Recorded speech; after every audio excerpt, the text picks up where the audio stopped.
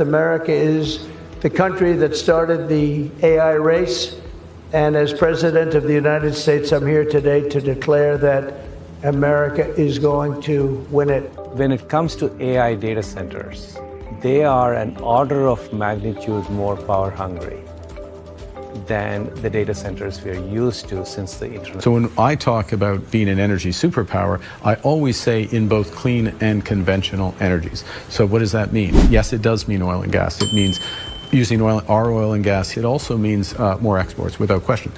Interlocutors here, all of the critical minerals of Ontario. So, for example, nickel. Nickel is something that comes from Ontario. It's high grade, and it's not replaceable from other places in the world. Trade negotiations between the U.S., China, and Canada remain deadlocked as new American tariffs clash with surging domestic demand for energy and critical minerals. These resources are vital for powering AI infrastructure and semiconductor production. The U.S. relies heavily on Canadian supplies including oil, gas, uranium, and minerals like Ontario's high-grade nickel and British Columbia's germanium, which lack immediate alternatives. Disruptions could raise costs, delay manufacturing, and undermine U.S. ambitions in AI and tech.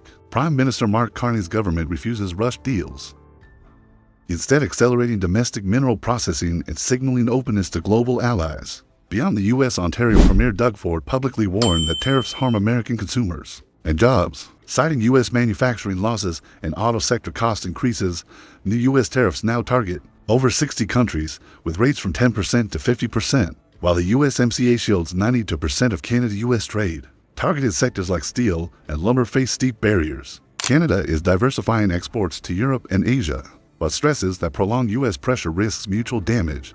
Carney's strategy balances quiet diplomacy with readiness to act, emphasizing that Canada's resources are a shared advantage only if respected. The standoff hinges on whether President Trump prioritizes short-term leverage over stable North American supply chains critical to U.S. energy security and technological dominance.